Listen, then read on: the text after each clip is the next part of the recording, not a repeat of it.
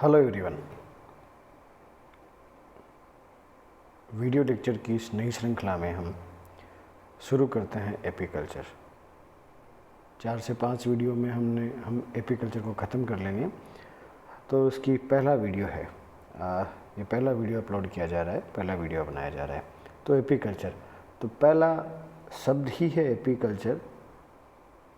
तो हमारे दिमाग में ये सवाल आता है कि एपीकल्चर कहते किसे हैं, एपीकल्चर या मधुमक्खी पालन कहते किसे हैं। हम जानते हैं कि मधुमक्खियाँ प्राकृतिक रूप से छत्ते बनाती हैं और प्राचीन काल से ही उनसे शहद प्राप्त किया जाता रहा है।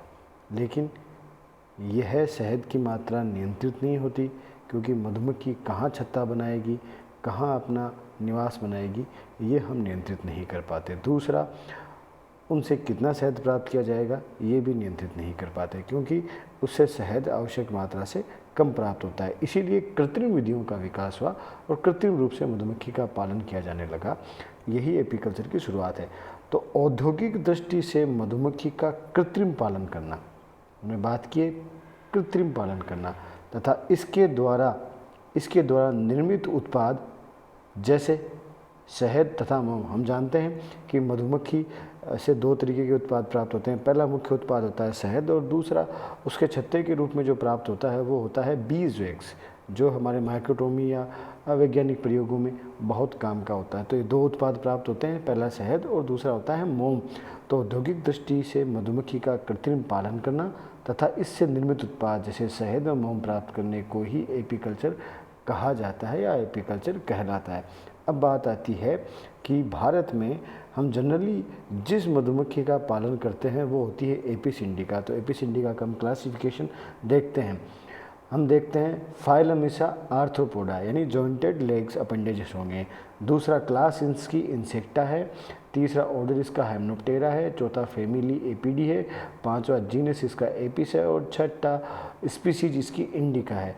आईसीजेड के रूल के अकॉर्डिंग हमने इस जीनस और स्पीसीज को अंडरलाइन किया हुआ है। अब जो स्पीसीज पाली जाती हैं, हनी बी की जो स्पीसीज पाली जाती हैं, उनके बारे में हम एक एक करके चर्चा कर लेते हैं। तो भारत में मुख्यतः इसकी 4 स्पीसीज पाली जाती हैं। पहला है एपिस डोरसेटा।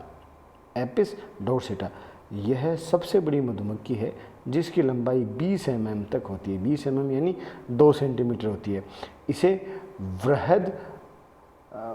वृहद मक्खी या जाइंट हनी बी भी कहते हैं। इस मधुमक्खी को सारंग या बोम्बारा या चट्टानी मधुमक्खी रॉक बी के नाम से भी जाना जाता है। यह जो मक्खी है ये दूसरी प्रजातियों की तुलना में सबसे अधिक मधु या शहद बनाती है। हम इसे क्या कहते हैं? हम इसे सारंग कहते हैं, हम इसे बोम्बारा कहते हैं, हम इसे रॉक बी कहते हैं।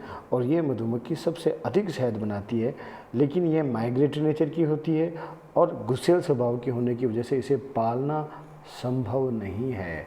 इसे नहीं पाला जा सकता आसानी से, कतई संभव नहीं है, क्योंकि गुस्सेल स्वभाव की होने की वजह से ये आक्रमण कर देती है और प्रवासी स्वभाव की होने की वजह से ये एक स्थान से दूसरे स्थान पर निरंतर प्रवास करती रहती है। इसलिए हमारी एपीकल्चर इंडस्ट्री के लिए ये उपयुक्त मधुमक्खी नहीं है। दूसरी मधुमक्खी आती है एपिस इंडिका, जिसके बारे में हमने क्लासिफिकेशन पढ़ लिया था। एपिस इंडिका जिसे इंडियन बी भी कहते हैं। इंडिका नाम से हम ये देख सकते हैं कि ये इंडिया में पाई जाती है, या इंडिया के नाम पे ही इसका नाम दिया गया है इंडिका। तो यह मधुमक्खी जो है वो एपिस डोरसेटा छोटी होती है और अंधेरे स्थानों पर रहना पसंद करती है। यह प्रजाति साधारणतः संपूर्ण भारत के जंगली और मैदानी भागों में पाई जाती है और ये भारतीय इंडियन बी कहलाती है। इसका नाम भी एपिस इंडिका है तो इसे इंडियन बी के नाम से कहलाती है। यह शांत स्वभाव की होती है, यानी अगर इसे पाला जाए तो अपने पालनकर्ता पे जनरली अटैक नहीं करती, तो इसे आसानी से पाला जा सकता है। यही मधुमक्खी मुख्य मधुमक्खी है जो भारतीय परिस्थितियों में, जिसे भारतीय मधुमक्खी पालन उद्योग में काम में लिया जाता है। तीसरी हनी बी है एपिस फ्लोरिया या लिटिल बी, जिसे लिटिल बी भी कहा जाता है।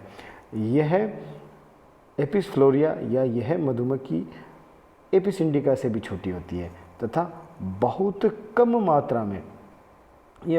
मात्रा में शहद बना पाती है, लेकिन इसका शहद सबसे अधिक मीठा होता है। क्या होता है? शहद कम कम बनाती हैं लेकिन सबसे अच्छी क्वालिटी का बनाती है, सबसे अधिक मीठा होता है। यह भृंगा मधुमक्खी के नाम से जानी जाती है। इसे हम भृंगा मधुमक्खी के नाम से नहीं कहते। यह मधुमक्खी यूथ ग्रीगेरियस स्वभाव की नहीं होती, यानी यह समूह में नहीं रहती, ये अकेला छत्ता बनाती है। ये डरपोक व डंक मारने वाली मधुमक्खी है। इसको भी कुछ स्थिति में ही पाला जाता है, लेकिन क्योंकि ये हमारे इसका उत्पादन कम है, इससे मधु का उत्पादन या शहद का उत्पादन कम होता है, इसलिए मधुमक्खी पालन जो उद्योग है उसके लिए ये है मुफीद मधुमक्खी नहीं है।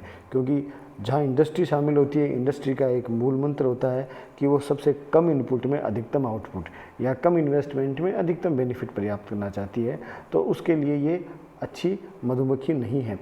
अंतिम मक्खी जो हमारे भारत में पाली जाती है वह है एपिस मेलिफेरा। एपिस मेलिफेरा, इससे यूरोपियन बी भी कहते हैं, क्योंकि ये प्राकृतिक परिस्थितियों में मुख्य रूप से यूरोप में पाई जाती है। यह डरपोक स्वभाव के होने के कारण आसानी से पाला जा सकता है और ये व्यापारिक दृष्टि से पालने हेतु सबसे अच्छी प्रजाति है। इसकी इटालियन प्रजाति यूरोप व अमेरिका में पाली जाती है, क्योंकि इसका नाम से ही प्राप्त पता चल रहा है यूरोपियन बी, तो भारत में बहुत कम पाली जाती है। ये हमने